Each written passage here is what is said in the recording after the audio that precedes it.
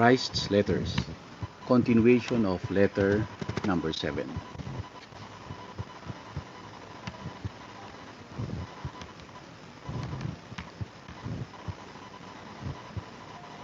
It never falters or changes. My attitudes are consistently those of pure love, caring, and compassion, which I experience as a profound yearning to uplift, heal, and prosper.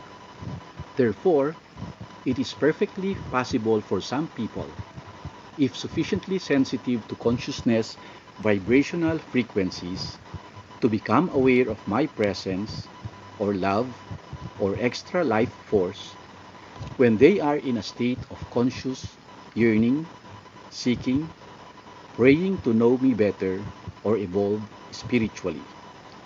As I speak of the lower frequencies of consciousness which cause trouble on earth, you will be aware of my holy, compassionate acceptance of them, for these are but a manifestation of people's painful struggles and suffering whilst trying to find their way towards the light of their source of being. I am coming to people, not to condemn, but to uplift and strengthen them.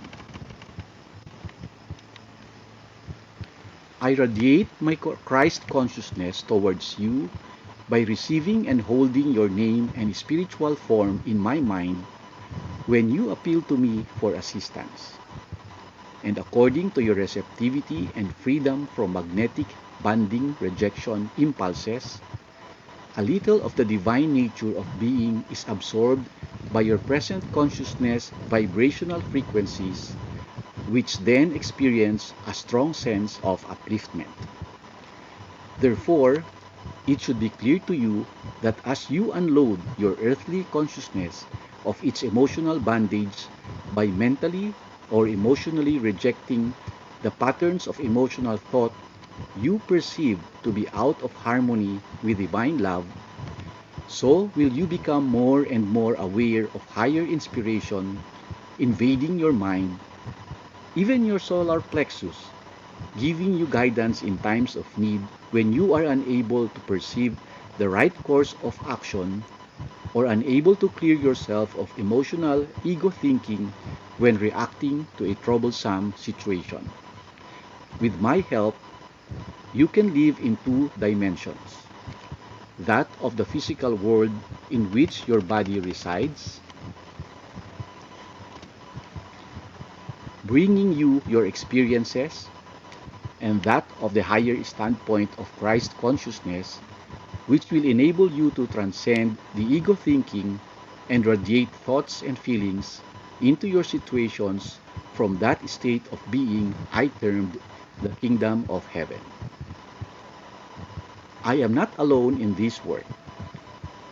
There are innumerable, most highly transcendent, spiritual, beautiful, lovingly intelligent souls possessing entrance to the dimension of Christ consciousness, working with me to help people.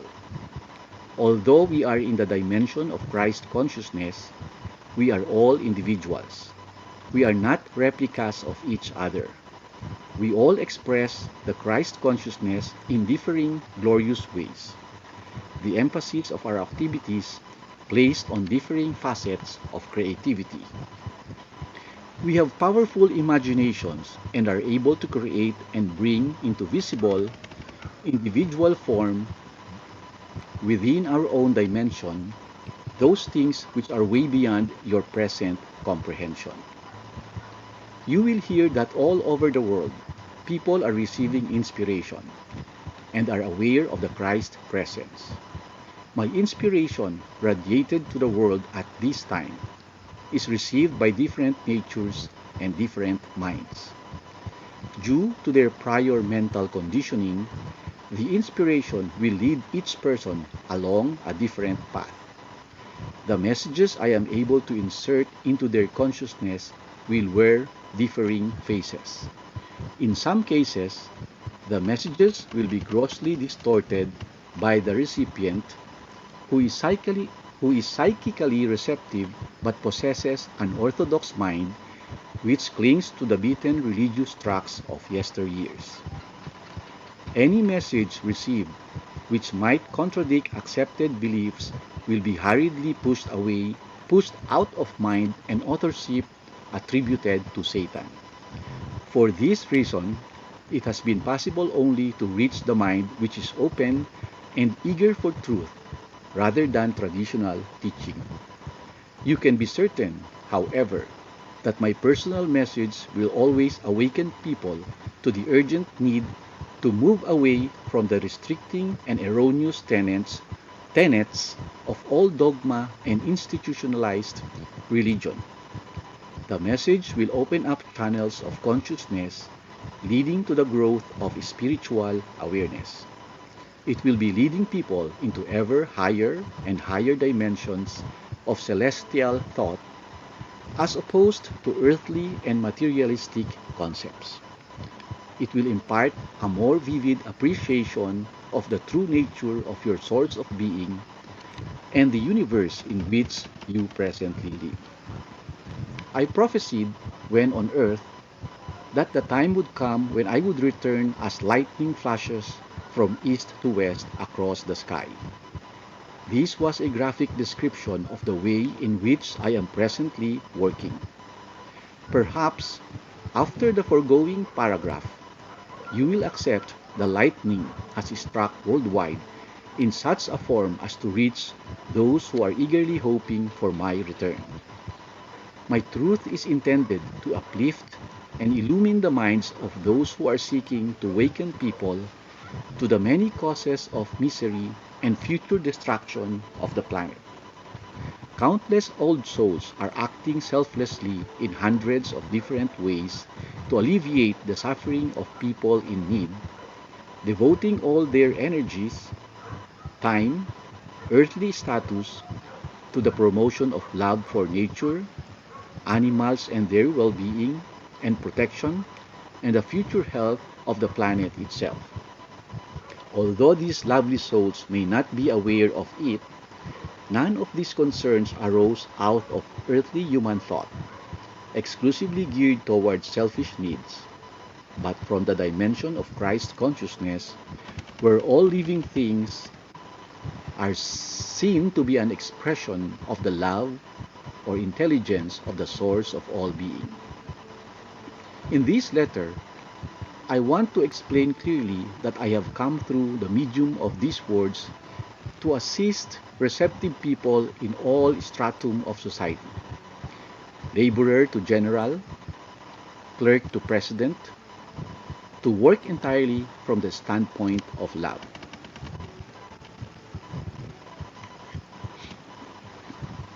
Number 3. Imperative that actions and reactions be brought into alignment.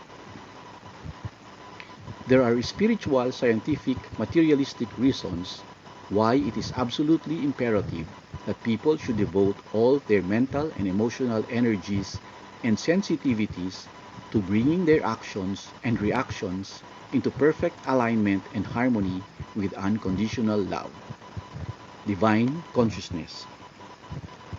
To remain within the worldwide state of consciousness as it exists at this moment is to remain on the steady downward slide into countless diseases, misfortunes, upheavals, and deepest suffering. Men and women can live in two dimensions of existence in your world, either exclusively from the level of ego impulses, which are the controlling forces behind and within all the daily phenomena which comprise the human daily experience, or mentally, emotionally poised within divine consciousness whilst their bodies are still living on the earthly plane. The fruits of the ego consciousness are discords, disruptions, climatic upheavals and abnormalities, wars, addictions of every kind, poverty, diseases, murder, robbery, lying, cheating, slandering, backbiting, low, miserable thoughts, envious thoughts, angry thoughts, bad humors, judgmentalism, criticism, sarcasm, rejection of other people, etc. These consciousness frequencies are forever bringing forth mirror reflections of the circumstances and feeling reactions which gave them birth, and are continually subject to the highs and lows of fulfillment of expectations and disappointments, swinging between happiness and misery. Those who, through prayer, meditation, self-discipline, and determination, manage to purify their consciousness of ego and lift it by defining and entertaining ever more sincerely loving thoughts towards other individuals and the world generally, gradually ascend in consciousness to the vibrationary frequencies of the realm of divine consciousness, the kingdom of heaven, where they live comfortably and at ease in harmony with the universal laws of existence. Such people find that no matter what may be the troubles and uproar in the world around them, they are nourished, healed, protected, cared for, and maintained in perfect peace of mind, providing they remain within the spiritual frequencies of vibration.